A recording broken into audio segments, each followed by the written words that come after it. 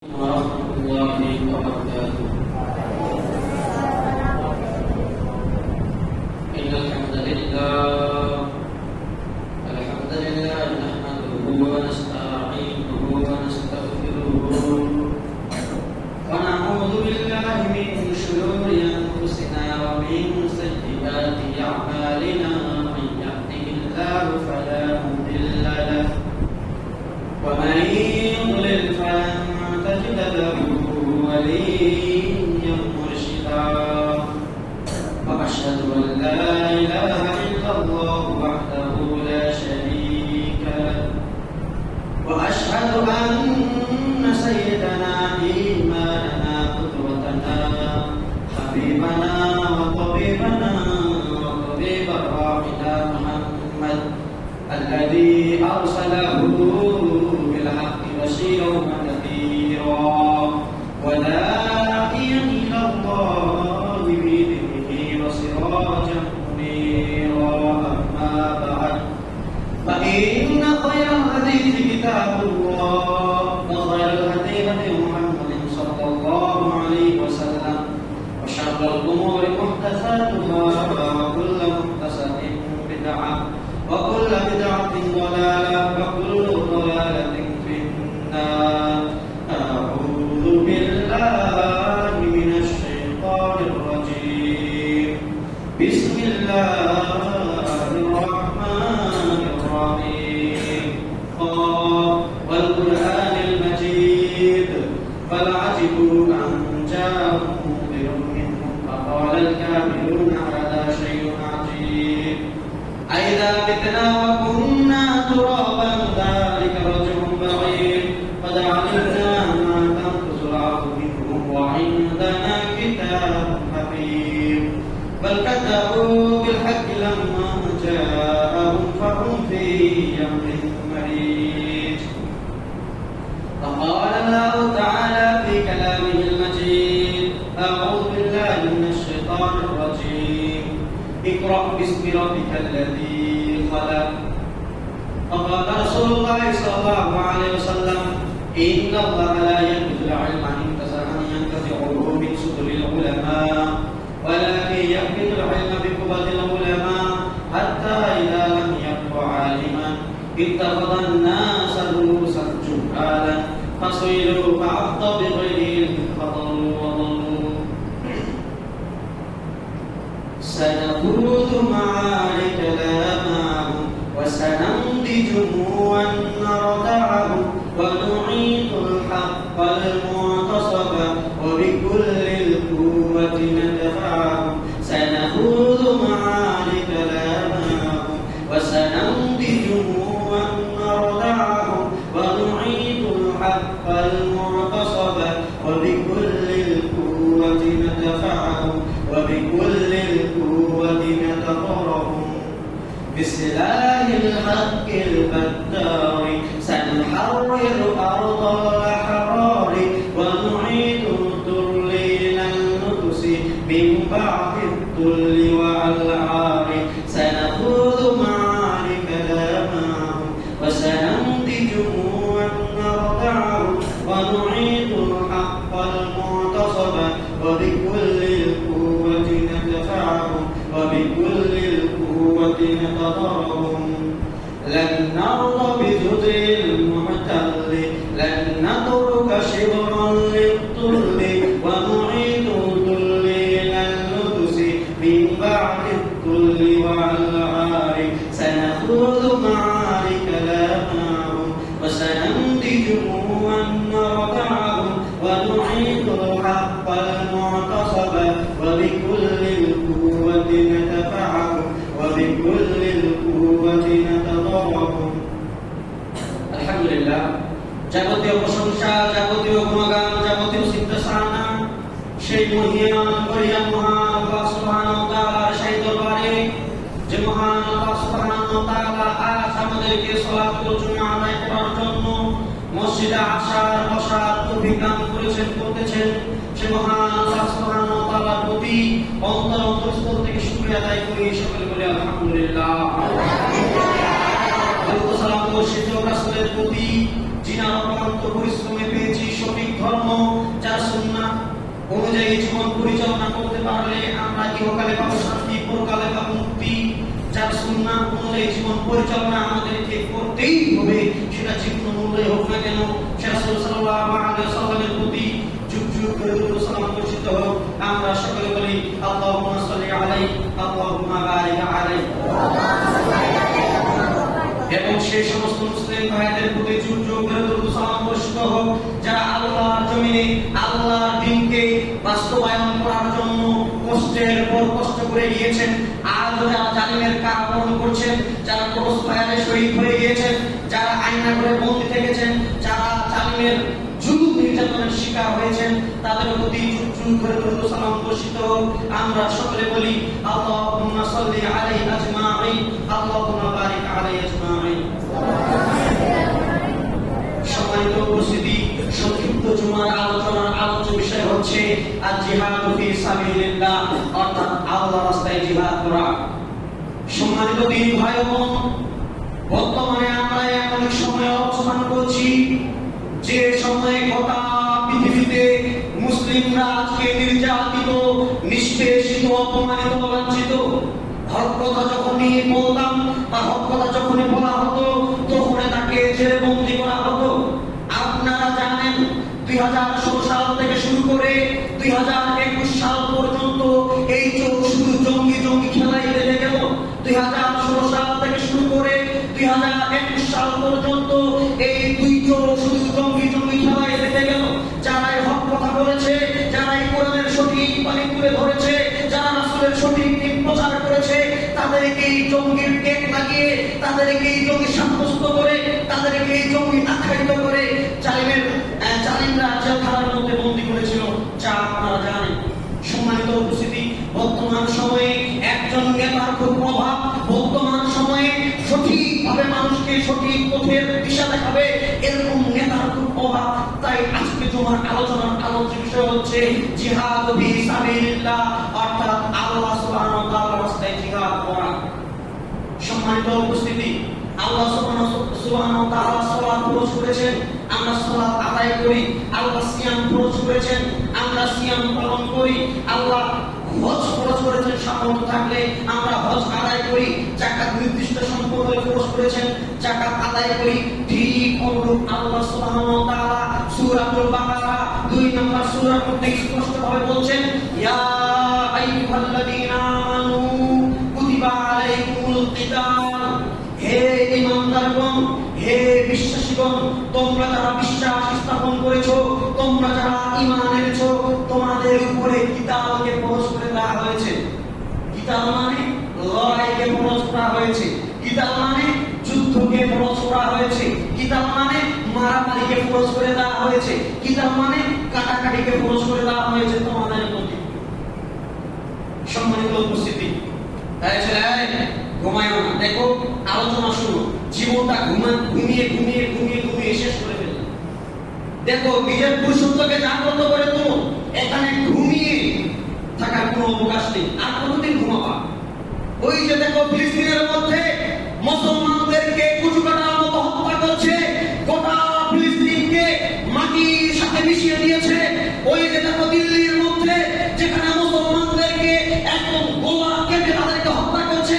আর বাংলাদেশের কথা বলি, গেল দুর্গা পূজা, সেখানে একজন হিন্দু পুরোহিত পূজার পাশে মুসলিম বাড়ি থেকে মুসলিম মেয়েকে তুলে এনে সেখানে প্রকাশ্যে ধর্ষণ করেছিল। এর উপরে কোনো বিচার করা হয়নি। তুমি চারদিকে তাকিয়ে দেখো, গোটা পৃথিবীতে আজকে মুসলমানরা নির্যাতনের শিকার। কিভাবে আপনাকে আমি বুঝাই? সম্মানিত উপস্থিতি, একজন হিন্দু যদি তার ধর্ম অনুযায়ী কথা বলতে পারে, একজন হিন্দু ঠাকুর যদি তার মহাভারত থেকে, তার গীতা থেকে, তার পুরাণ থেকে যদি কথা বলতে পারে, সেখানে যদি বাধা না আসে, একজন খ্রিস্টান যদি, একজন খ্রিস্টান ফাদার যদি তার বাইবেল থেকে কথা বলতে পারে, একজন নিরাপদ যদি তার ধর্মগ্রন্থ থেকে কথা বলতে পারে, তাহলে আল্লাহ যা ফরজ করেছেন, আল্লাহ ফরজ বিধান জিহাদ, একজন মুসলিম জিহাদ সম্পর্কে বক্তব্য দিলে কেন তাকে জঙ্গিবাদ আখ্যায়িত করা হয়? সম্মানিত উপস্থিতি, খুব কঠিন এক অবস্থার মধ্যে আমরা জীবনযাপন করছি। আপনাকে আমি বলি, ওই যে ইসরায়েল, ও হচ্ছে প্রথম ইসরায়েল। ওই যে ফিলিস্তিনকে একদম মাটির সাথে মিশিয়ে দিয়েছে, সেটা হচ্ছে প্রথম ফিলিস্তিন। মনে রাখবেন, দ্বিতীয় ইসরায়েল হচ্ছে আপনার এই ইন্ডিয়া, আপনার এই দিল্লি, এটা হচ্ছে দ্বিতীয় ইসরায়েল। আর মনে রাখবেন, দ্বিতীয় ফিলিস্তিন হবে এই বাংলাদেশ। যদি আপনি সজাগ না হন, যদি এই মুসলিম জাতির ঘুম না ভাঙে, তাহলে মনে রাখবেন এই বাংলাদেশ একদিন না একদিন এই ফিলিস্তিনে পরিণত হবে। সম্মানিত উপস্থিতি, বলছিলাম জিহাদ হচ্ছে একটি ফরজ ইবাদত। মহান আল্লাহ বলেন, তোমাদের উপরে কিতাবে ফরজ করে দেওয়া হয়েছে। আল্লাহ এই কথা বলেন জিহাদকে ফরজ করা হয়েছে। আল্লাহ বলেন জিহাদকে ফরজ করা হয়েছে কেন? আপনি আপনার স্ত্রীর চোখের মায়ার দিকে তাকিয়ে থাকবেন, এটাও এক ধরনের জিহাদ। আপনি আপনার স্ত্রীর সাথে মিলিত হবেন, এটাও এক ধরনের জিহাদ। আপনি আপনার পরিবারের মুখে খাবার তুলে দিবেন, এটাও এক ধরনের জিহাদ। আপনি ছাত্রদের স্টুডেন্টদের শিক্ষা দিবেন, এটাও এক ধরনের জিহাদ। আপনি মাদ্রাসা পরিচালনা করবেন, এটাও এক ধরনের জিহাদ। আল্লাহ সুবহানাহু ওয়া তাআলা জিহাদ ফরজ করেছেন। আল্লাহ এই কথা বলেন, তিনি বলেছেন তোমাদের উপরে কাটাকাটি, লড়াই, মারামারিকে আমি ফরজ করে দিয়েছি। সেটা তোমাদের কাছে অপছন্দনীয়। অপছন্দনীয় মানে তোমরা দুনিয়াতে বাঁচতে চাও না, কেউ মরতে চাও না, দুনিয়ার লালসার প্রতি তোমরা ঝুঁকে পড়েছো। আল্লাহর জমিনে আল্লাহর জন্য জীবন দিবে, আল্লাহর নবীর জন্য জীবন দিবে, আল্লাহর জমিনে আল্লাহর দিনকে বাস্তবায়ন করার জন্য জীবন দিবে। এটা তোমরা কেউ চাও না, তোমরা সবাই এটাকে অপছন্দ মনে করো। সম্মানিত উপস্থিতি, জিহাদ হচ্ছে খুব গুরুত্বপূর্ণ ইবাদত। সাহাবী আসার পর বলছে, আল্লাহ রাসূল সবচেয়ে উত্তম আমল কোনটি? আল্লাহ রাসূল সবচেয়ে উত্তম আমল কোনটি? আল্লাহ রাসূল বলেন যে আল্লাহর সাথে কারো শরীক না করা। আচ্ছা, আল্লাহ রাসূল এরপরে ভালো আমল কোনটি? আল্লাহ রাসূল বলছেন পিতা মাতার সাথে ভালো ব্যবহার করা। আচ্ছা, আল্লাহ রাসূল এরপরে ভালো আমল কোনটি? সময় মতো সালাত আদায় করা, সালাত আলা ওয়াক্তিহা। আচ্ছা, আল্লাহ রাসূল এরপরে ভালো আমল কোনটি? তিনি বলছেন আল্লাহর রাস্তায় জিহাদ করা। সুবহানাল্লাহ। রাসূল সাল্লাল্লাহু আলাইহি ওয়াসাল্লাম স্পষ্ট হাদিসের মধ্যে বলেছেন, কোন মুসলিম ব্যক্তি যদি মনের মধ্যে জিহাদি বাসনা না নিয়ে আসে, কোন মুসলিম ব্যক্তি যদি মনের মধ্যে জিহাদি কামনা বাসনা না নিয়ে আসে, তাহলে সে যদি মৃত্যুবরণ করে, তাহলে তার মৃত্যু হবে মুনাফিকদের মৃত্যুর মতো।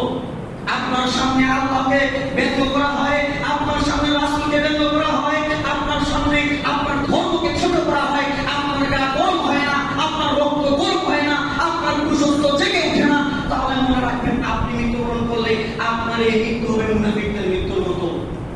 অতএব যখন এরকম কোন কিছু চারা ঘুষিয়ে উঠবে, তখন তাদেরকে ছাঁটাই করতে হবে। ছাঁটাই করা মানে বুঝেন?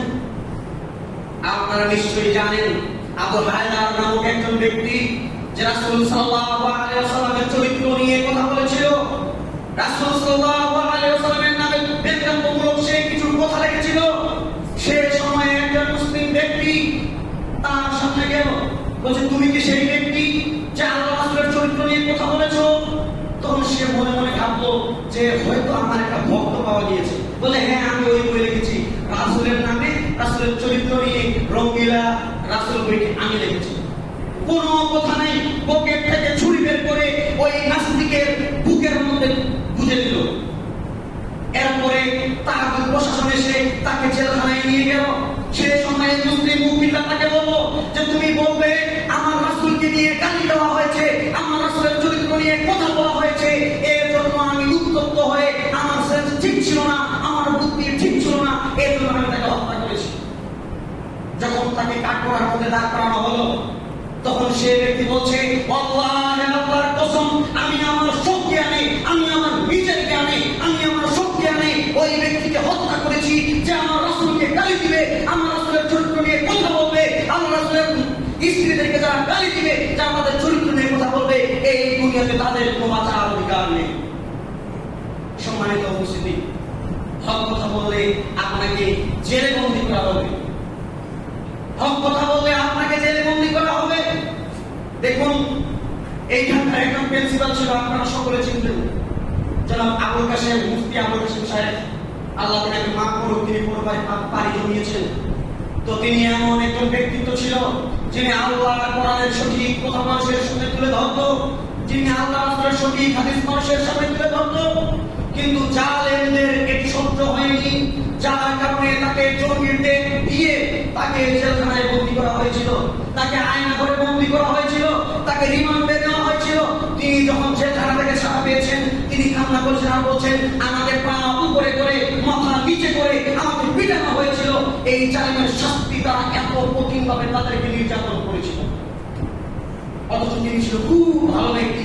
আপনারা অনেকেই তাকে চিনবেন, অবশ্য যারা তার সাথে কথা বলেছেন আপনারা নিশ্চয়ই বুঝতে পারবেন তিনি কত ভালো ব্যক্তি ছিল।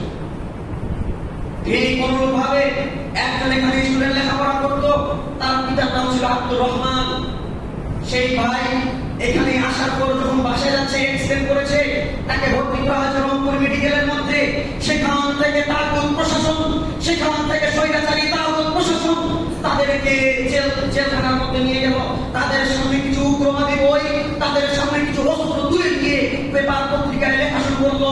সেই হলুদ মিডিয়াগুলো তারা লেখা শুরু করলো যে তারা জঙ্গি সংগঠনের সাথে জড়িত, তাদের কাছে অমুক অমুক বই পাওয়া গিয়েছে, তাদের কাছে অমুক অমুক দেশীয় অস্ত্র পাওয়া গিয়েছে, তারা গোপন ষড়যন্ত্র করেছিল। অথচ তাদেরকে গ্রেফতার করা হয়েছিল আপনার মেডিকেল কলেজ হাসপাতাল থেকে, রংপুর থেকে। সম্মানিত উপস্থিতি, হক কথা বলার মতো কোনো ব্যক্তি ছিল না, এমন একটা সময় আমরা অতিবাহিত করেছি। যাক আলহামদুলিল্লাহ, আল্লাহ সুবহানাহু ওয়া তাআলা আমাদেরকে একটা সুন্দর একটা পরিস্থিতি দিয়েছেন, কিন্তু এর পরেও পরিস্থিতি স্বাভাবিক হয়নি। এরপরেও পরিস্থিতি স্বাভাবিক হয়নি। কাল পর্যন্ত যে সমস্ত মুশরিকরা, যে সমস্ত ইহুদিরা, যাদের কোনো নিজস্ব ভূখণ্ড ছিল না, একটু ভূখণ্ড তারা শুধু থাকার জন্য তারা দাবি করেছিল, আজকে তারা মুসলমানদেরকে আঙ্গুল দেখাচ্ছে। যারা মুসলমানদেরকে একটু জমি থাকার জন্য চেয়েছিল, আজকে তারা মুসলমানদেরকে আঙ্গুল দেখাচ্ছে।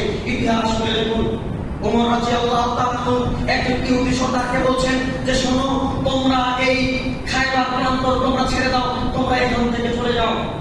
সে সময় ইহুদি নেতা বলেছিল, হে ওমর, তুমি কিভাবে কথা বলতে পারো? তুমি জানো না তোমার নবী কি বলেছিল? তিনি এই খায়বার প্রান্তর আমাদেরকে দান করেছেন, এখানে আমাদেরকে নির্দিষ্ট সময় থাকার জন্য বলেছিলেন। সেই সময়ে ওমর রাদিয়াল্লাহু তাআলা বললেন, জি হ্যাঁ, আমি জানি যে তোমাদেরকে ওই খায়বার প্রান্তর দান করা হয়েছিল, কিন্তু নির্দিষ্ট সময়ের জন্য তোমাদেরকে দান করা হয়েছিল।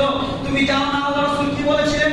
যে এমন সময় চলে আসবে যখন তোমাদেরকে খায়বার প্রান্তর থেকে দূর করা হবে, তোমার উট তোমাকে নিয়ে এত জোরে দৌড়াবে, তোমার উট তোমাকে নিয়ে এত জোরে দৌড়াবে, তোমার উট ক্লান্ত হয়ে যাবে, তোমার উটের মুখ থেকে লাশ হবে।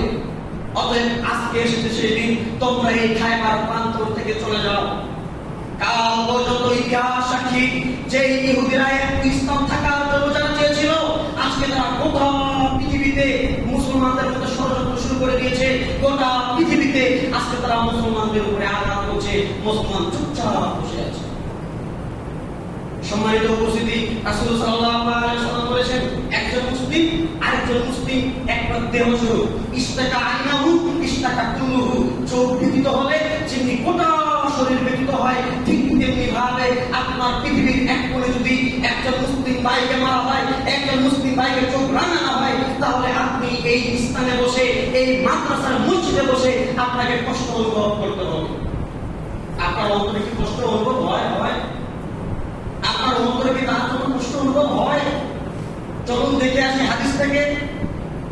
ইতিহাস সাক্ষী, ইতিহাস খুলে দেখবেন, রাসূল সাল্লাল্লাহু আলাইহি ওয়াসাল্লাম যখন হজ উমরা করার জন্য 1450 সাহাবী নিয়ে মদিনা থেকে মক্কায় আসছিলেন, এমন অবস্থায় তিনি বললেন, হে আমার সাহাবীরা, তোমরা হুদায়বিয়ার মধ্যে অবস্থান করো। সব সাহাবী হুদায়বিয়ার মধ্যে অবস্থান করছেন। এমন অবস্থায় আল্লাহ বলছেন, ওসমান যাও মক্কাবাসীর কাছে খবর দাও, আমরা তাদের সাথে লড়াই করার জন্য আসিনি, আমরা তাদের সাথে জিহাদ করার জন্য আসিনি, আমরা এসেছি হজ এবং উমরা করার জন্য। ওসমান রাদিয়াল্লাহু তাআলা ভাবলেন, আল্লাহ নবী যেহেতু বলেছেন আল্লাহ আমার সাথে রয়েছেন, আল্লাহ নবী আমার সাথে রয়েছেন, অতএব তিনি নির্দ্বিধায় মক্কাবাসীর কাছে চলে গেলেন। যাওয়ার পর বলেন, হে মক্কাবাসী, শুনে রাখো, আমরা হুদায়বিয়ার মধ্যে অবস্থান করেছি, আমরা তোমাদেরকে হত্যা করার জন্য আসিনি, আমরা তোমাদের সাথে যুদ্ধের জন্য আসিনি, আমরা এসেছি হজ এবং উমরা করার জন্য। সেই সময়ে মুশরিক বড় বড় নেতারা বলেছিল ওসমানকে বন্দী করো, ওসমানকে বন্দী করো, বাইরে খবর ছড়িয়ে দাও ওসমানকে হত্যা করা হয়েছে, ওসমানকে বন্দী করো, ওসমানকে হত্যা করা হয়েছে, তোমরা এই খবর ছড়িয়ে দাও। এক পর্যায়ে তারা খবর ছড়িয়ে দিল ওসমানকে হত্যা করা হয়েছে। আল্লাহ রাসূল সাল্লাল্লাহু আলাইহি ওয়াসাল্লাম তাঁবুর মধ্যে বসে রয়েছেন। একজন সাহাবী এসে বলল, আল্লাহ রাসূল জানেন কি হয়েছে? কি হয়েছে? ওসমানকে হত্যা করা হয়েছে। আল্লাহ রাসূল বললেন আল্লাহু আকবার। এই কথা বলে তিনি দৌড়িয়ে গাছের কাছে গেলেন। যাওয়ার পর বলেন, ইয়া আসহাবাস শাজারা, হে গাছের অধিবাসীরা, হে গাছের অধিবাসীরা, তোমরা শোনো, ওসমানকে হত্যা করা হয়েছে। যতক্ষণ পর্যন্ত ওসমানের রক্তের বদলা না নেওয়া হবে, যতক্ষণ পর্যন্ত ওসমানের রক্তের বদলা না নেওয়া হবে, আমরা এখান থেকে যাবো না। হয় মারবো, না হয় মরবো, হয় মারবো, না হয় মরবো, হয় মারবো, না হয় মরবো। ওসমানের রক্তের বদলা না নেওয়া পর্যন্ত আমরা এই স্থান ত্যাগ করবো না। রাসূল সাল্লাল্লাহু আলাইহি ওয়াসাল্লাম হুদায়বিয়া প্রান্তরে তার হাত মাটির উপরে রাখলেন। একজন সাহাবী তার উপরে হাত দিচ্ছে, আরেকজন তার উপরে হাত দিচ্ছে, এবং সর্বশেষে আল্লাহ রাসূল তার বাম হাত ওই হাতের উপরে রেখে বললেন, এ মনে রাখবা, এই হাত, এই বাম হাত হচ্ছে উসমানের হাত, সেও আমাদের সাথে এই যুদ্ধে অংশগ্রহণ করছে। একথা বলে আল্লাহ রাসূল সাল্লাল্লাহু আলাইহি ওয়াসাল্লাম তখন বায়াত গ্রহণ করিয়েছিলেন। সম্মানিত উপস্থিতি, আপনাকে আমি কি করে বুঝাই, ওই পূর্ব প্রান্তের যদি কোনো কোণে একজন মুসলমানের উপরে আঘাত করা হয়, আমি মুসলিম ঠিক থাকতে পারবো না, আমার রক্ত ঠিক থাকতে পারবে না, আমার শরীর সোজা হয়ে যাবে, আমার রক্ত ইতিহাস করে দেখবেন, হাজ্জাজ বিন ইউসুফ যখন গভর্নর হলেন, এমন অবস্থায় একজন ইহুদি একজন মুসলমানকে থাপ্পড় মেরেছিল। সে সময়ে মুসলিম ব্যক্তি বললেন যে হাজ্জাজ বিন ইউসুফ কি জবাব দিবেন আল্লাহর কাছে? আপনি মুসলিম ব্যক্তি গভর্নর হিসেবে নিযুক্ত হয়েছেন, এমন সময় একটা ইহুদি আমার গায়ে, মুসলমানের গায়ে থাপ্পড় মারবে মানে? একথা যখন গোয়েন্দারা হাজ্জাজ বিন ইউসুফের কাছে পৌঁছে দিল, তখন হাজ্জাজ বিন ইউসুফ দুইজন ব্যক্তিকে ডেকে পাঠালেন। এমন অবস্থায় বললেন, হে মুসলিম ব্যক্তি, ওই ইহুদি ব্যক্তিকে তুমি থাপ্পড় মারো। মুসলিম ব্যক্তি ইহুদি ব্যক্তিকে থাপ্পড় মারলেন। এরপরে হাজ্জাজ বিন ইউসুফ বলল, তুমি যাও, তোমার এলাকায় চলে যাও, আমি তোমাকে এখন হত্যা করবো না, তুমি তোমার এলাকায় চলে যাও, আমি আমার লস্কর নিয়ে যুদ্ধ ঘোষণা করে তোমাকে এই দুনিয়া থেকে তোমাকে বিদায় করে দেব। সম্মানিত উপস্থিতি, একজন মুসলিমকে হত্যা করা হলে, একজন মুসলিমকে হত্যা করা হলে, একজন মুসলিমকে মারা হলে, একজন মুসলিমের গায়ে আঘাত করা হলে আপনি মুসলমান হিসাবে চুপ থাকতে পারবেন। যারা রাসূল সাল্লাল্লাহু আলাইহি ওয়াসাল্লামকে গালি দেয়, তাদের বিরুদ্ধে আপনাকে জিহাদ চালিয়ে যেতে হবে। সম্মানিত উপস্থিতি, ইতিহাস সাক্ষী মনে রাখবেন, যে সময়ে পৃথিবীর মধ্যে দুটি দেশ সুপার পাওয়ার ছিল, একটি ছিল রাশিয়া, আরেকটি ছিল আমেরিকা। তখন রাশিয়া কি করলো? আফগানিস্তানের সাথে যুদ্ধ ঘোষণা করলো, আফগানিস্তানের তালেবানদের সাথে। সে সময় তারা এক রাতের আধারে ৮০,০০০ আলেমকে হত্যা করেছিল এই সুপার পাওয়ার রাশিয়া। সে সময়ে মুসলিমরা ফরিয়াদ করছিল, আল্লাহর কাছে ফরিয়াদ করছিল, তোমাদের কি হলো? তোমরা আল্লাহর রাস্তায় যুদ্ধ করছো না? তোমাদের কি হলো? তোমরা আল্লাহর রাস্তায় কিতাব করছো না? তোমাদের কি হলো? তোমরা আল্লাহর রাস্তায় জিহাদ করছো না? ওয়াল মুস্তাসাফিনা মিনাল রিজালি ওয়ান নিসাই, যারা দুর্বল পুরুষ, যারা দুর্বল মহিলা, এরা আল্লাহর কাছে ফরিয়াদ করছে যে রব্বানা আখরিজনা মিন হাযিহিল ক্বরিয়াতি যালিমি আহলুহা, আল্লাহ আমাদেরকে এই জালেম থেকে, আল্লাহ আমাদেরকে এই জালেম থেকে আপনি আমাদেরকে মুক্ত করেন। ওয়াজআলনা মিল্লাতুকা ওয়ালিয়া ওয়াজআলনা মিল্লাতুকা নাসিরা, আপনার পক্ষ থেকে একজন সাহায্যকারী পাঠান, আপনার পক্ষ থেকে একজন অভিভাবক পাঠান, আপনার পক্ষ থেকে আমাদের কাছে একজন সাহায্যকারী পাঠান। সে সময় গোটা পৃথিবী চুপ ছিল। সে সময় একজন ব্যক্তি দাঁড়িয়েছিল, যাকে এখন গোটা পৃথিবী এক বাক্যে চিনে, তার নাম হচ্ছে ওসামা বিন লাদেন। যে বাতিলের আতঙ্ক, বাতিলেরা যাকে জমের মতো ভয় পায়, সেই ওসামা বিন লাদেন তখন নিজের অর্থ ব্যয় করে আফগানিস্তান তালেবানদের পাশে দাঁড়িয়েছিলেন। সেই সময় অস্ত্র দিয়ে সহযোগিতা করেছিল আমেরিকা, কারণ একসাথে দুইজন সুপার পাওয়ার থাকতে পারে না। এক পর্যায়ে যখন তালেবানরা মিলে এবং ওসামা বিন লাদেন মিলে রাশিয়ার সেই সুপার পাওয়ারকে ধ্বংস করে দিল, সেই সময়ে আমেরিকা গাদ্দারি করে সেও আফগানিস্তানের সাথে যুদ্ধ ঘোষণা করলো। এক পর্যায়ে ওসামা বিন লাদেন আমেরিকার দিকেও অস্ত্র ঘুরিয়ে দিলেন এবং এক পর্যায়ে আফগানিস্তান স্বাধীন হয়ে গেল। সম্মানিত উপস্থিতি, ইতিহাস করে দেখবেন গোটা পৃথিবীতে আজকে ওসামা বিন লাদেনকে টেররিজম জঙ্গিবাদ, সন্ত্রাসবাদ, মৌলবাদ হিসাবে আখ্যায়িত করা হয়। এক নম্বরের সন্ত্রাসী আখ্যায়িত করা হয় আপনি সেই ওসামা বিন লাদেনকে। কিন্তু যিনি মুসলিম মা বোনদের জন্য, যিনি মুসলিম ব্যক্তিদের জন্য ঠিক থাকতে না পারে আল্লাহর রাস্তায় জিহাদ করার জন্য একাই গোটা আফগানিস্তানের পাশে দাঁড়িয়েছিলেন। সম্মানিত উপস্থিতি, ইতিহাস ভুলে গেলে চলবে না। আপনাকে আমি বলি, দেখুন রাসূল সাল্লাল্লাহু আলাইহি ওয়াসাল্লাম যখন মসজিদে নববীর মধ্যে নাম লিখছিলেন জিহাদ করার জন্য কে কি দান করবে, সেই সময় একজন মহিলা তার দুধের বাচ্চাকে নিয়ে আসলো। আসার পর বলছে, আল্লাহ রাসূল, এই যুদ্ধে আমার এই সন্তানকে আপনি গ্রহণ করুন। আল্লাহ রাসূল, যুদ্ধে আমার স্বামী শহীদ হয়ে গিয়েছে, যুদ্ধে আমার ভাই শহীদ হয়ে গিয়েছে, যুদ্ধে আমার সন্তানরা শহীদ হয়ে গিয়েছে, আমি চাই এই যুদ্ধের মধ্যে অংশগ্রহণ করতে আমার এই দুধের বাচ্চাটিকে আপনি গ্রহণ করুন। আল্লাহ রাসূল সাল্লাল্লাহু আলাইহি ওয়াসাল্লাম বলেন, আমি এখানে খেলার জন্য নাম লিখছি না। তোমার বাচ্চা পারবে না ঘোড়ায় চড়তে, তোমার বাচ্চা পারবে না অস্ত্র চালাতে, তোমার বাচ্চা পারবে না তীর চালাতে, তোমার বাচ্চা পারবে না ঢাল চালাতে, তোমার বাচ্চা এগুলো কিছুই করতে পারবে না। তখন মহিলা বলল, আল্লাহ রাসূল, আমি জানি আমার দুধের শিশু ঘোড়া চালাতে পারবে না, আমার দুধের শিশু তলোয়ার চালাতে পারবে না, আমার দুধের শিশু তীর চালাতে পারবে না, আমার দুধের শিশু ঢাল ধরতে পারবে না, কিন্তু ঢাল হতে পারবে যখন আপনাকে লক্ষ্য করে কাফের মুশরিকরা তীর ছুড়বে, যখন আপনাকে লক্ষ্য করে কাফের মুশরিকরা তলোয়ার উঠাবে, তখন আপনি আমার এই দুধের বাচ্চাকে ঢাল হিসেবে ব্যবহার করবেন। আরে আমার এই দুধের বাচ্চা খান খান হয়ে যাবে, আমার এই দুধের বাচ্চা টুকরো টুকরো হয়ে যাবে। আল্লাহ রাসূল, আপনি যাতে মুক্তি পান এবং আমার এই জিহাদ যাতে কবুল হয়ে যায়। কি করে আপনাকে আমি বুঝাই? এই খবর যখন রোমের গোয়েন্দারা শুনলো, তখন তারা রোম সম্রাটের কাছে চলে গেল। যাওয়ার পর রোম সম্রাটকে বললো, সম্রাট চাইবো না, আপনি কোনদিন মুসলিমদের সাথে বিজয় লাভ করতে পারবেন। সে সময় সম্রাট বলেছিল, কেন? তাদের কি শক্তি আমাদের চেয়ে বেশি? বলে, জি না, তাদের শক্তি আমাদের চেয়ে অনেক কম, তারা ছিন্ন ছিন্ন শুকনো রুটি খায়। বলে, তাদের অস্ত্র সংখ্যা কি আমাদের চেয়ে বেশি? বলে, জি না, তাদের অস্ত্র খুব কম। তাদের সৈন্য সংখ্যা কি আমাদের চেয়ে বেশি? জি না, তাদের সৈন্য সংখ্যা অনেক কম। সে সময় রোমের সম্রাট বলেছিল, তোমরা কেন আমাকে ভয় দেখাচ্ছ? সৈন্য আমাদের বেশি, অস্ত্র আমাদের বেশি, শক্তি আমাদের বেশি, কেন তোমরা ভয় দেখাচ্ছ?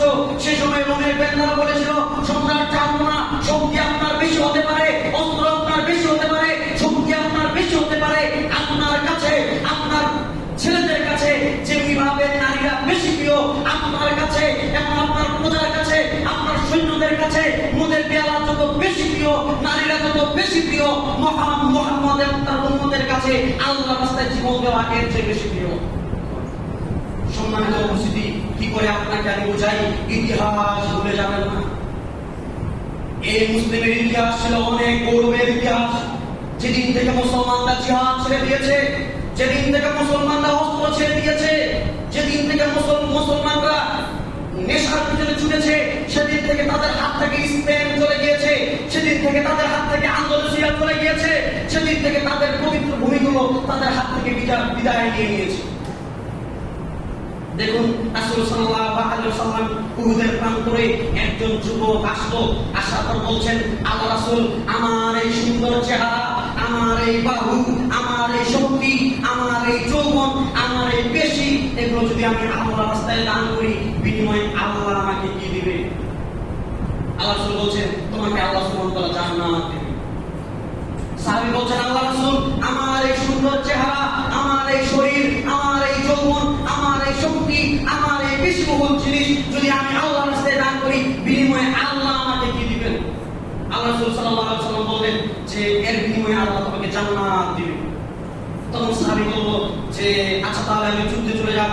তখন কিছু খেজুর ছিল, তিনি কিছু খেজুর খাওয়া শুরু করলেন, কারণ যুদ্ধ করার সময় শক্তি লাগবে। যুবকেরা, তোমাদেরকে বলছি, তোমাদের নাস্তার মেনুতে সকাল সন্ধ্যায় খেজুর রাখার চেষ্টা করবে। খেজুরের মধ্যে 15টা বেশি গুণ রয়েছে। সবচেয়ে বেশি যেটা, সেটা হচ্ছে সেটা শক্তি যোগাবে তোমার শরীরের মধ্যে। 15 উপরে বেশি আপনার উপকারিতা রয়েছে এই খেজুরের মধ্যে। অতএব সকাল সন্ধ্যা সর্বনিম্ন 3টা করে খেজুর খাওয়ার চেষ্টা করবেন, আপনার শরীরের মধ্যে শক্তি যোগাবে। ঘুমাচ্ছ কেন? বলছি না এখানে ঘুমাবা না তুমি। এরপরে ওই সাহাবী খেজুর নিলেন, খেজুর নেওয়ার পর খাওয়া শুরু করলেন।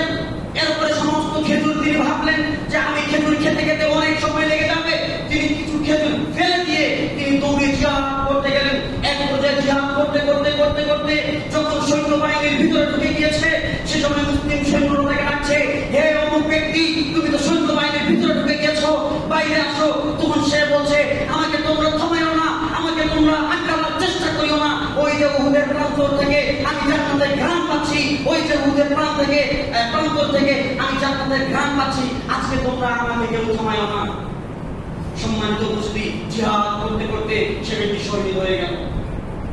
সম্মানিত উপস্থিতি ভাই বোন, সময় অতীব সংক্ষিপ্ত, তাই আমি আপনাকে বলছিলাম, যদি সঠিকভাবে কোরআন হাদিসের যুগ নিয়ে আসতে চান, যদি সঠিকভাবে চান আল্লাহর জমিনে আল্লাহর দ্বীন বাস্তবায়ন হবে, আল্লাহর জমিনে আল্লাহর দ্বীন বাস্তবায়ন হবে, আল্লাহর জমিনে শরিয়া বাস্তবায়ন হবে, খিলাফত বাস্তবায়ন হবে, তাহলে যুবক ভাইদেরকে বলছি, কোন নেতার পিছনে ছুটার সময় নাই, কোন তন্ত্রের পিছনে দৌড়ার সময় নাই, কোন প্রকার নোংরা তন্ত্রের পিছনে দৌড়ার সময় নাই।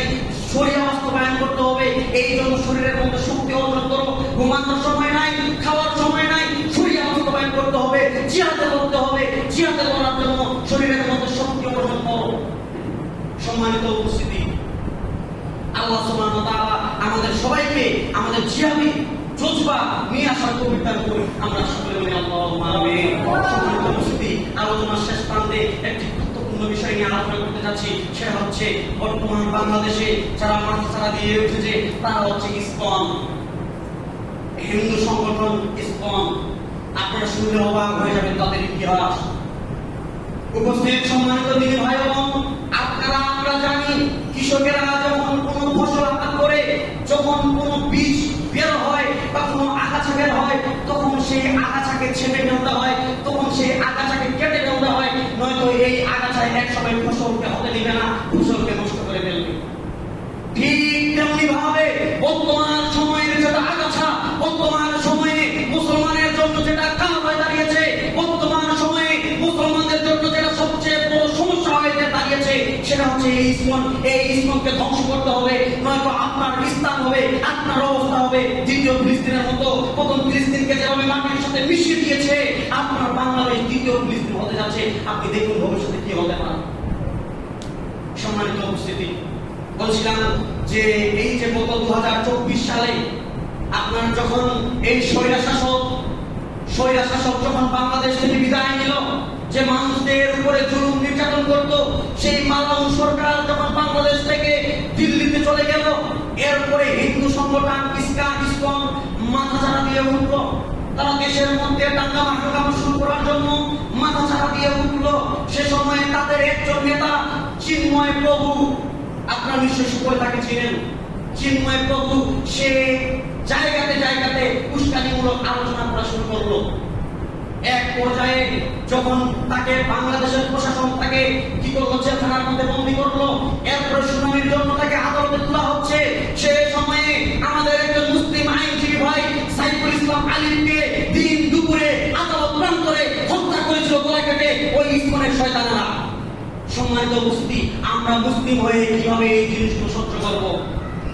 আপনারা জানেন, এরপরে এই ইসকনের সদস্যরা, গত পরশুদিনের কাহিনী বলছি, আপনার টঙ্গীর 47 নম্বর ওয়ার্ডের মুহিবুল্লাহ নামে একজন আলেম ছিল, একজন খতিব ছিল, যিনি মসজিদের মধ্যে খুতবার মধ্যে হিন্দুত্ববাদী ওই ইসলাম নিয়ে আলোচনা করেছিল, যার কারণে তাকে ওই গাজীপুর থেকে গুম করা হয়েছিল। গতকালকে তাকে পঞ্চগড় সীমান্তে পাওয়া গেছে, তারা তাকে পাচার করে ইন্ডিয়াতে পাঠাতে চেয়েছিল। সম্মানিত উপস্থিতি, ভুলে যাবেন না, এটা মুসলমানের রাষ্ট্র, এখানে আমরা মুসলিম হিসেবে বসবাস করি, এটা তো হিন্দু রাষ্ট্র নয়। কিন্তু এরপরেও তারা বিভিন্ন কোলে কৌশলে আজকে আমাদের মুসলমানকে নিধন করার জন্য তারা উঠে পড়ে লেগেছে। আপনারা শুনলে অবাক হয়ে যাবেন, এই গত পূজার কিছুদিন আগে যশোরে একজন মুসলিম মেয়েকে পালাক্রমে অসংখ্য যুবককে ধর্ষণ করেছিল। এরপরে গত দুর্গা পূজায় আপনার পূজা মণ্ডপের পাশে একজন হিন্দু পুরোহিত একজন মুসলিম মেয়েকে ধর্ষণ করেছিল। এর বিচার তাগুত সরকার, এর বিচার আপনার মালাউন প্রশাসন কেউ কিছু করেনি, এর বিরুদ্ধে তারা দাঁড়ায়নি। আপনারা শুনলে অবাক হয়ে যাবেন, এরপরে গত কিছুদিন আগে আরেকজন মুসলিম মেয়েকে পালাক্রমে ধর্ষণ করা হয়েছিল, এর প্রতিবাদে কেউ দাঁড়ায়নি। গত 4-5 দিন আগে আপনার একজন মুসলিম মাদ্রাসা মেয়েকে, যার বয়স হবে 12 থেকে 13, আপনি চিন্তা করে দেখুন তো, আপনার যদি ছোট মেয়ে থাকে, তাকে যদি পালাক্রমে 3 জন ধর্ষণ করে, আপনি কিভাবে শান্ত থাকতে পারেন? আপনি চিন্তা করে দেখুন তো, আপনার যদি ছোট বোন থাকে, আপনার বোনকে যদি 12-13 বছরের একটা ছোট মেয়েকে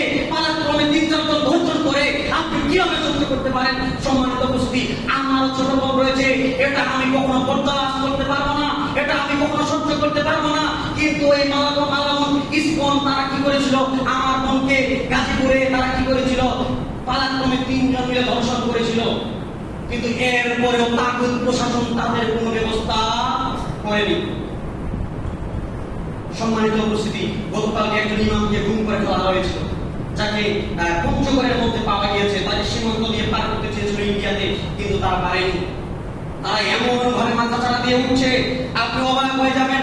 আপনার খাগড়াছড়ির কথা বলছি, আপনার বান্দরবানের কথা বলছি, আপনার সিলেটের কথা বলছি, যেখানে বিদর্ভীরা, যেখানে ত্রিপুরা, মারমা, চাকমা, আদিবাসীরা মুসলমান সেনাবাহিনীদেরকে তারা আক্রমণ করছে, তাদের গাড়িগুলোকে চালিয়ে দিচ্ছে। আপনার বাংলাদেশের বিজেপির উপরে তারা হামলা করছে।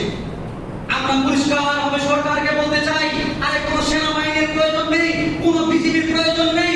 আরে যারা মাদ্রাসায় লেখাপড়া করে এই সমস্ত মুসলিম বীরদেরকে আপনারা প্রকাশ্যভাবে ট্রেনিং নেওয়ার ব্যবস্থা করে দেন। পাহাড়কে আমরা মুক্ত করে ছাড়বো ইনশাআল্লাহ।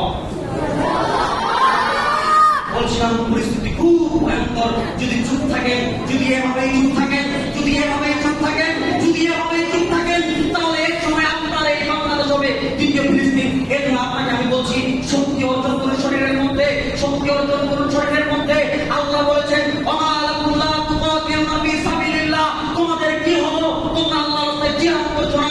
তোমাদের কি হলো, তোমরা আল্লাহর রাস্তায় জিহাদ করছো না? তোমরা জিহাদের জন্য বের হও, জিহাদের জন্য শক্তি অর্জন করো। ততদিন পর্যন্ত জিহাদ করতে থাকো, ততদিন পর্যন্ত যুদ্ধ করতে থাকো, ততদিন পর্যন্ত যুদ্ধ করতে থাকো, যতক্ষণ পর্যন্ত এই পৃথিবীর মাঠে ফেতনা করে না যাবে। এই ফেতনা বিভিন্ন অর্থে ব্যবহৃত হয়। তার মধ্যে আরেকটা হচ্ছে, যতক্ষণ পর্যন্ত বিধর্মীরা শক্তির সাথে লড়াই করবে, যতক্ষণ পর্যন্ত বিধর্মীরা অনেক বড় কিছুতে থাকবে, অনেক বড় পাওয়ারে থাকবে, ততদিন পর্যন্ত তোমরা জিহাদ করতে থাকো। সম্মানিত উপস্থিতি, গোটা পৃথিবীতে একজন মুসলিম দাঁড়িয়ে ছিল, সেই ওসামা বিন লাদেন। কিন্তু গোটা পৃথিবীতে আপনার আমেরিকা, আপনার রাশিয়া, আপনার চীন, আপনার ইউক্রেন, তারা তাকে জঙ্গিবাদ টেক লাগিয়ে, তাকে সন্ত্রাসবাদ, তাকে টেররিজম, তাকে টেররিস্ট হিসেবে আখ্যায়িত করে এখন গোটা পৃথিবীর কাছে তাকে দোষী সাব্যস্ত করেছে। কিন্তু এই ওসামা বিন লাদেন চেয়েছিল যে গোটা পৃথিবীতে ইসলামী শরিয়া বাস্তবায়ন করতে। সম্মানিত উপস্থিতি, আপনারা অবাক হয়ে যাবেন, মুসলমানদেরকে যারা আল্লাহর প্রকৃত দ্বীন প্রচার করতো তাদেরকে জঙ্গি টেক লাগিয়ে এই মালাউন সরকার কি করতো, জেলের মধ্যে বন্দী করতো। আরে যারাই মুসলমানদের মধ্যে নেতৃত্ব দিবে, যারাই মুসলমানদের কথা বলবে, আরে মুসলমানের মুকুট সেই দেওয়ার সাইডিকে যার গোটা জীবনটা জেলখানার মধ্যে একদম নষ্ট করে দিল, যার গোটা জীবনটা আপনার জেলখানার মধ্যে নষ্ট করে দিল। শেখ আমাদের জসিমুদ্দিন রহমানীকে গোটা জীবনটা জেলখানার মধ্যে বন্দী করে দিল, জেলখানার মধ্যে নষ্ট করে দিল। সম্মানিত উপস্থিতি, অতএব আপনাকে আমি বলছিলাম, জোরালো অনুরোধ আপনার প্রতি, জিহাদি জোৎসা মনের মধ্যে নিয়ে আসুন, জিহাদের জন্য নিজেকে তৈরি করুন। এই জাতিকে মুক্ত করতে হবে। কোন প্রকারে কুফরিতন্ত্র দ্বারা জাতিকে মুক্ত করা সম্ভব না, কোন প্রকারে কষ্টতন্ত্র দিয়ে জাতিকে মুক্ত করা সম্ভব না। শরিয়া দিয়ে, খেলাফত দিয়ে আপনার জাতিকে মুক্ত করা হবে। এই জন্য ইউসুফ জাহান ভাই, আমাদের আহলে হাদিসের মীর মুফতি মুআজ্জম হোসেন সাইফি ভাই এবং আরো বিভিন্ন বড় বড় আলেম ওলামারা তার সরকারকে 72 ঘন্টা সময় দিয়েছেন। 72 ঘন্টার মধ্যে হয় ইসলামকে রক্ষিত করেন, নয়তো আমরা কিছু একটা ঘটাবো ইনশাআল্লাহ, এই কথা তিনি বলেছেন। সম্মানিত উপস্থিতি, আপনাকে বলছিলাম, আপনি সজাগ হন, সোচ্চার হন, নয়তো আপনার পরিস্থিতি অত্যন্ত ভয়ঙ্কর হবে। আপনি আপনার মেয়েটাকে স্কুলে পাঠিয়ে নিশ্চিন্তে বসে থাকতে পারবেন না। কখন কে জানি ছো মেরে উড়িয়ে নিয়ে যায়, কখন কে জানি ছো মেরে উঠিয়ে নিয়ে যায়। আরে আমার তো ছোট বোন রয়েছে, আমার ছোট বোনের দিকে কেউ যদি চোখ দিয়ে তাকায়, আমি যেমনি ভাবে সহ্য করতে পারবো না। আপনার মেয়েকে যদি কেউ চোখ দিয়ে তাকায়, আপনি যেমন সহ্য করতে পারবেন না।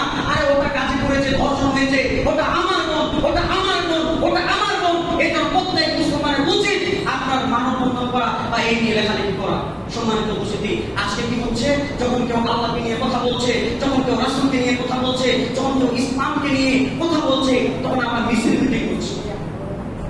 তো মিছিল মিটিং করার কারণে তারা কি হচ্ছে, সোচ্চার হয়ে যাচ্ছে।